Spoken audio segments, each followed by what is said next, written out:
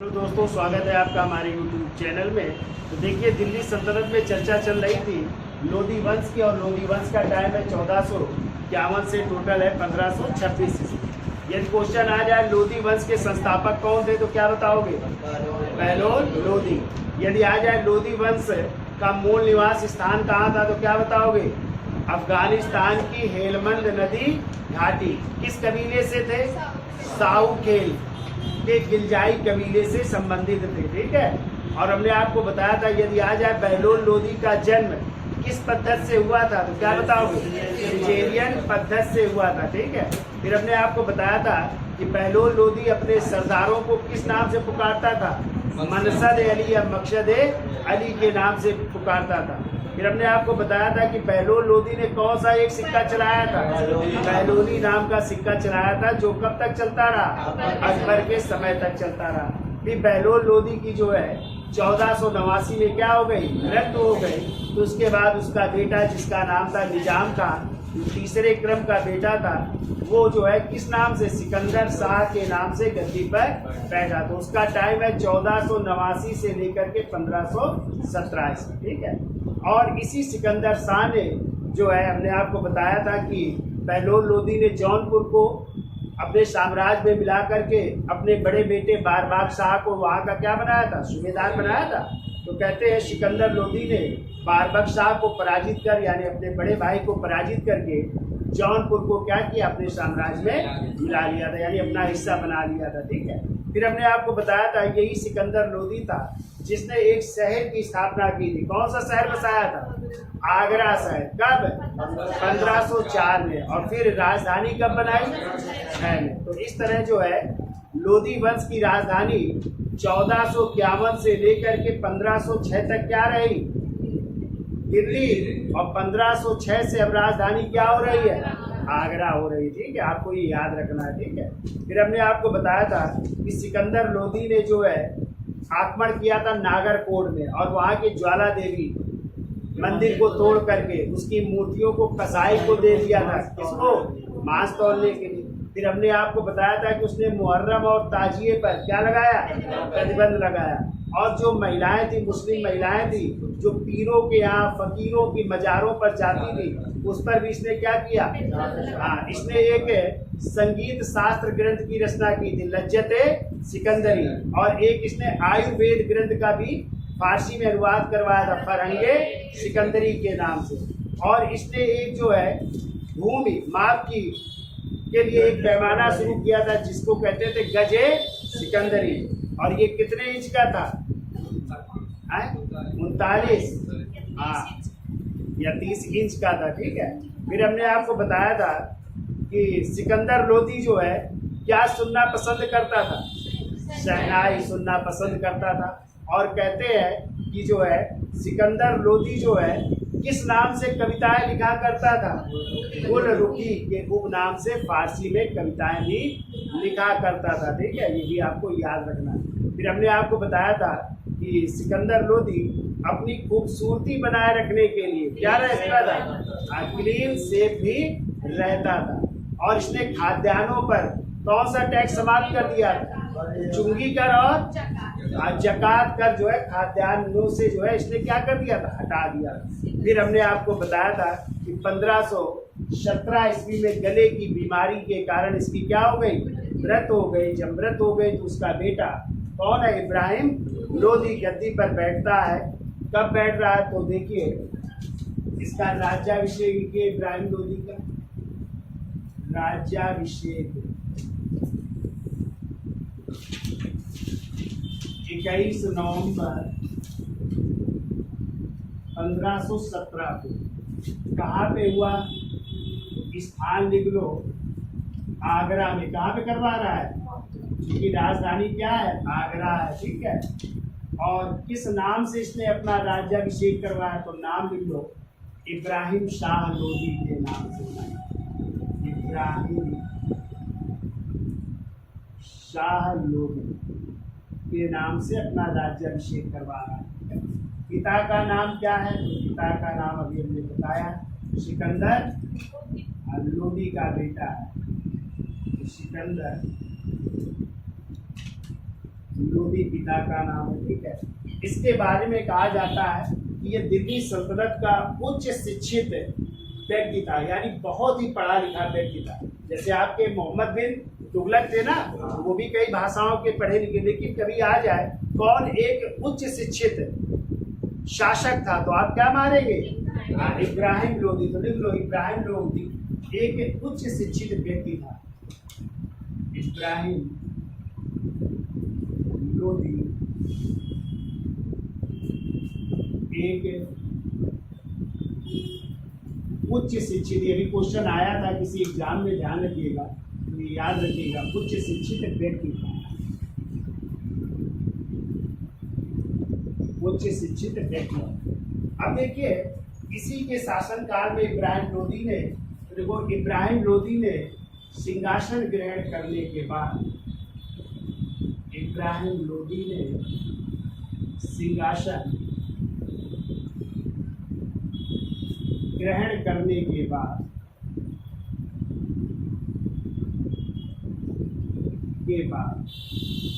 एक अपने अधिकारी, ठीक है, शेरवानी को जो है ग्वालियर विजय के लिए भेजा।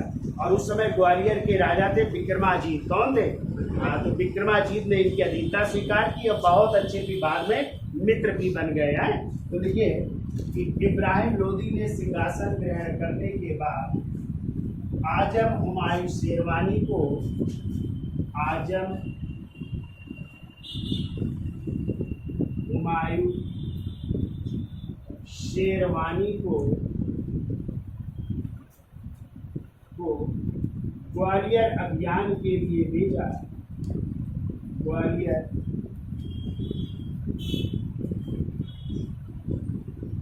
अभियान के लिए भेजा, या ग्वालियर अभियान में भेजा। और ग्वालियर के शासक, और ग्वालियर के शासक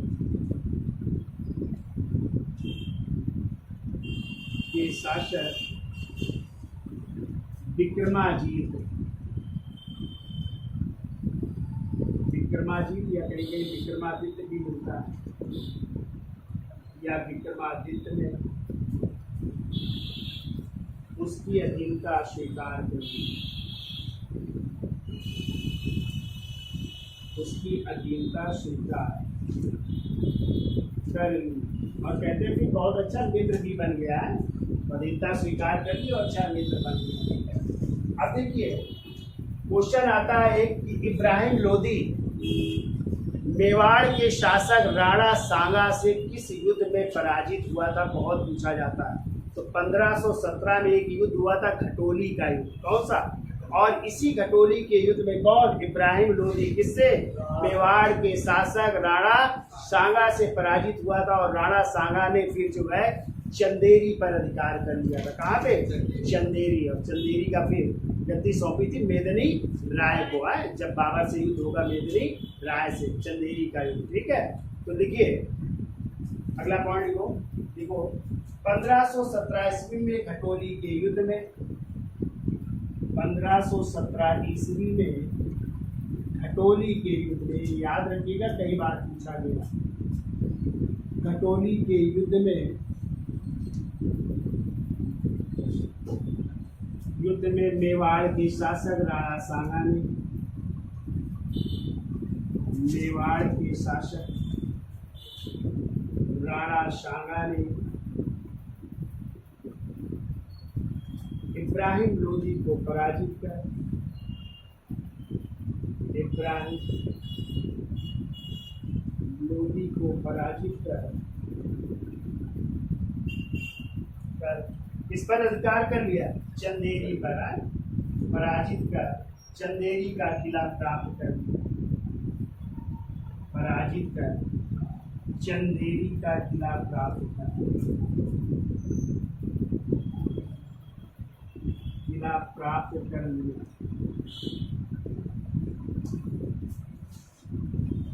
इस तरह चंदेरी का किला प्राप्त हो रहा है, ठीक है। अब देखिए इब्राहिम लोधी के समय ही पंजाब का गवर्नर होता है दौलत खान लोधी। कौन? दौलत खान लोधी। और उसके चाचा होते हैं आलम खान लोधी। और इसी मेवाड़ के शासक राणा सांगा ने अब आमंत्रित किया तैमूर वंशी शासक बाबर को। ठीक है, तो बाबर को कौन कौन आमंत्रित कर रहे हैं? तो पंजाब का गवर्नर दौलत खां, इब्राहिम लोदी के चाचा आलम खां लोदी और मेवाड़ के यही शासक राणा सांगा। किसको आमंत्रित कर रहे हैं? बाबर को, जो उस समय काबुल का शासक है। कहाँ का शासक है? काबुल का शासक है। और बाबर आता है और आने के बाद बाबर और इब्राहिम लोदी के बीच 21 अप्रैल 1526 को पानीपत का प्रथम युद्ध होता है।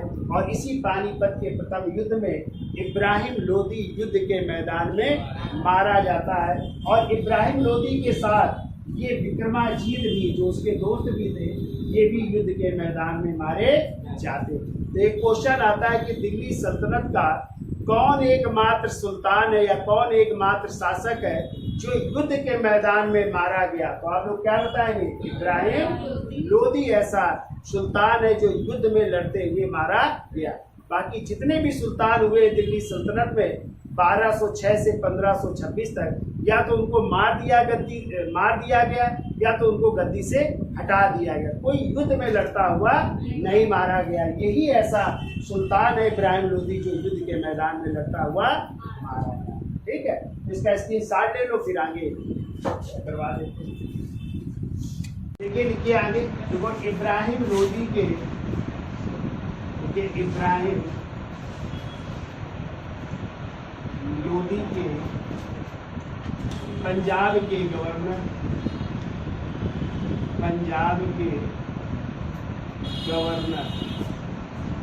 दौलत खां लोदी का मेवाड़ के शासक राणा सांगा, मेवाड़ के शासक राणा सांगा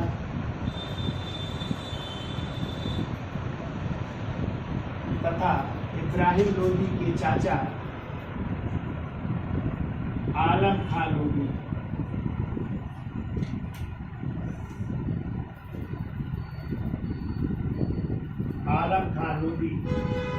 ने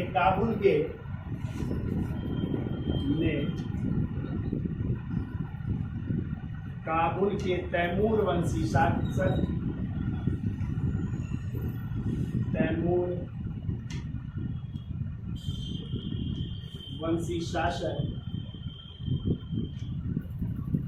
बाबर को भारत आमंत्रित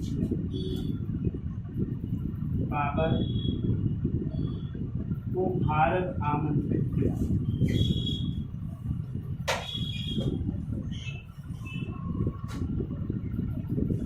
इस तरह बाबर भारत आ रहा है। ठीक है, अब देखो युद्ध हो रहा है, पानीपत का प्रथम युद्ध। देखो अगला पॉइंट, 21 अप्रैल 1526 को पानीपत के प्रथम युद्ध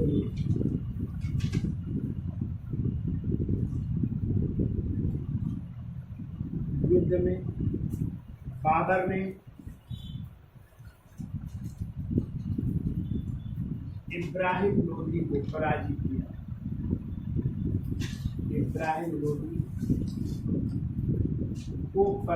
किया।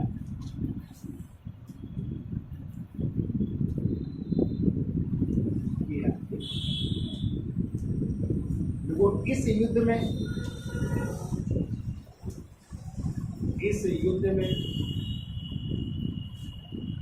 इब्राहिम लोदी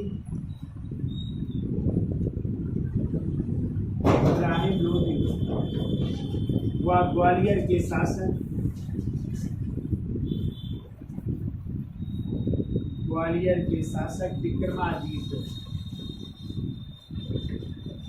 विक्रमाजीत मारे गए। यानी दोनों युद्ध स्थल पर मारे जाते हैं। ठीक है, तो इसीलिए कहते हैं कि युद्ध स्थल में मारा गया दिल्ली सल्तनत का सुल्तान कौन है? इब्राहिम लोदी है। ठीक है, और अगला पॉइंट लिखो, इब्राहिम लोदी की मृत्यु के साथ ही इब्राहिम लोदी की मृत्यु के साथ ही क्या समाप्त हो गया? दिल्ली सल्तनत समाप्त हो गया। दिल्ली सल्तनत समाप्त हो गया और भारत में कौन से वंश की स्थापना हुई? मुगल वंश की स्थापना। मुगल वंश की स्थापना। भारत में मुगल वंश की स्थापना हो रही है। देखो, इब्राहिम लोदी ने कहा था, एक पॉइंट लिख दो, अभी पूछा गया था। इब्राहिम लोदी ने कहा राजा का कोई सगा नहीं होता है। ठीक है, तो देखो कहा कि राजा का कोई सगा संबंधी नहीं होता है। राजा का कोई सगा संबंधी नहीं होता, यानी राजा सभी के लिए बराबर होता है। सगा संबंधी नहीं होता, ये बात कही थी इब्राहिम लोदी ने कि राजा का कोई सगा संबंधी नहीं होता। ठीक है, फिर एक पॉइंट और, इब्राहिम लोदी ने दावा किया। क्या दावा किया? कि उसके साम्राज्य में जो है वस्तुएं बहुत सस्ती थी। ठीक है, ये दावा करता है। तो इब्राहिम लोदी ने दावा किया कि उसके साम्राज्य में